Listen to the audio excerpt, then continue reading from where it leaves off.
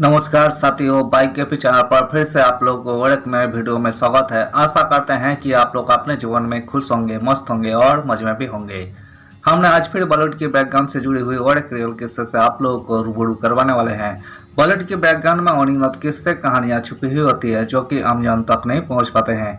हमारे चैनल पर हम कोशिश करते हैं उन्हीं किस्से कहानियों को आपके सामने लाने की। तो चलिए कहानियों पे चलते हैं, शुरू करते हैं बॉलीवुड की बैकग्राउंड से जुड़ी हुई छुपी हुई और एक नए किस्से।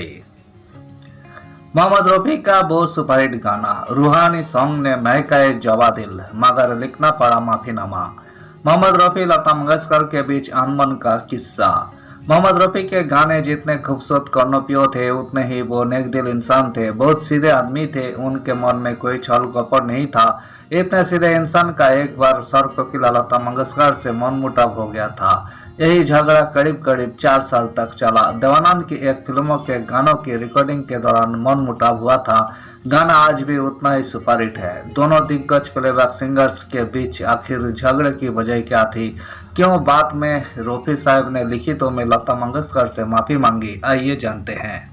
साल था 1961। इसी साल देवानंद माला सिन्हा की एक फिल्म सिनेमाघरों में आई थी जिसका निर्देशन डीडी कश्यप ने किया था। ललिता पवार भी लीड रोल में थी।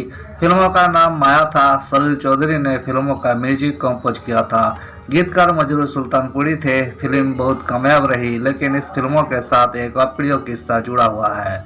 इसी फिल्मों के एक सुपरहिट गाने के रिकॉर्डिंग के दौरान ही लता मंगेशकर और मोहम्मद रफी के बीच झगड़ा हुआ था। यही झगड़ा करीब 4 साल तक चला। लता मंगेशकर ने अपने एक इंटरव्यू में खुद ही पूरा किस्सा बताया था। देवानंद की फिल्म माया के लिए गाने रिकॉर्ड किए जा रहे थे। इस फिल्म का एक गाना तस्वीर तेरी दिल में जिस दिन से उतारी है आज भी लोग गुनगुनाते हैं।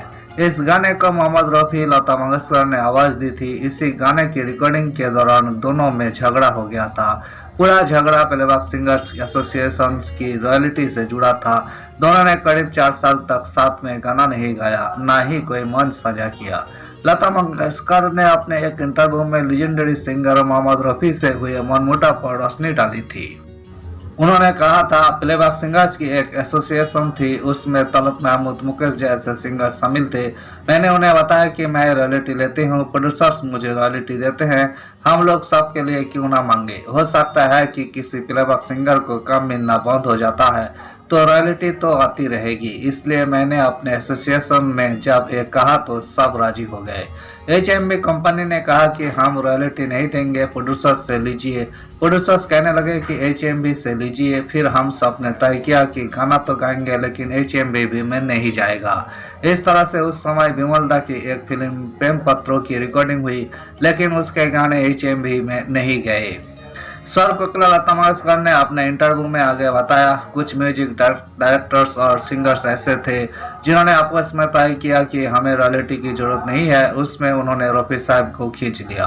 वो इतने सीधे थे कि किसी की भी बात मान लेते थे। एक दिन मुझे मुकेश भैया ने आकर कहा कि आज मीटिंग है, आप बात कर लेना। यही भी बताया कि कुछ सिंगर्स ने अपने रिकॉर्ड HMV को भेजे हैं। मैंने जब रफी साहब से उनका मत जानना चाहा तो वो नाराज हो गए। वो बोले कि हम लोग गाते हैं, पैसे मिलते हैं, बात यहीं पर ख़त्म हो गई।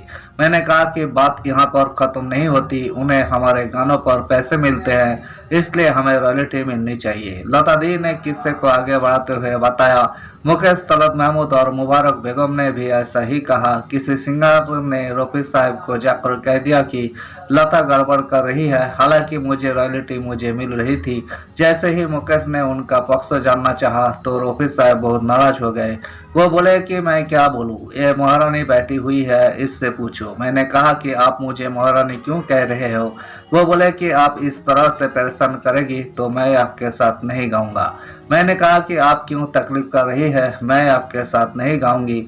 मैं वहां से उठकर बाहर गई और सभी म्यूजिक डायरेक्टर को फोन किया, कहा कि रफी साहब के साथ अगर मेरा डुएट हो तो आप किसी और को ले लीजिए। लता मंगेशकर रफी साहब का यही झगड़ा पूरे 3.5 साल तक चला। लता मंगेशकर ने अपने इसी इंटरव्यू में बताया था, बीच में अपने जय किशन थे, वो बोले कि अगर आपका और रफी साहब का डुएट नहीं होगा तो हम गाना बना नहीं सकते। बड़ी तकलीफ होती है। फिर जाकर सुलह हुई। मैंने उनसे लेटर लिखवा लिया कि मैंने जो कहा वो गलत था, पर वहाँ से एक बात हुई कि रॉयल्टी का इशू खत्म हो गया और सिंगर्स को रॉयल्टी नहीं मिली। देवानंद की अगली फिल्म जेल थी 1967 में रिलीज हुई थी। इस फिल्मों के गाने दिल पुकारे आ रे को लता मंगेशकर मोहम्मद रफ़ी ने अपनी सुरीली आवाज दी थी।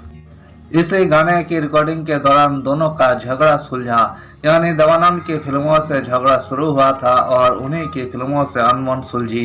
यही भी दिलचस्प है कि दोनों फिल्में बॉक्स ऑफिस पर सफल रही।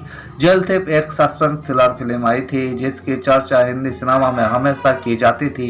इस फिल्मों को उनके छोटे भाई विजय आनंद उर्फ गोल्डी ने डायरेक्ट किया था। फिल्मों का स्क्रीन प्ले और डायलॉग विजय आनंद ने लिखे थे। 80 लाख के बजट में बनी इस फिल्मों ने 3.5 करोड़ का वर्ल्ड वाइड कारोबार किया था। यही 1967 की 6वीं सबसे ज्यादा कमाई करने वाली फिल्म थी। धन्यवाद साथियों, इस वीडियो में हमने बॉलीवुड के स्टार कोकिला लता मंगेशकर और मोहम्मद रफ़ी से जुड़ी हुई किस्से को आपके सामने रखने की कोशिश की है। उम्मीद है दोस्तों वीडियो आपको जरूर पसंद आई होगी। वीडियो पसंद आए तो लाइक कर दीजिएगा। चैनल पर नए आए हैं प्लीज एक सब्सक्राइब कर दीजिएगा।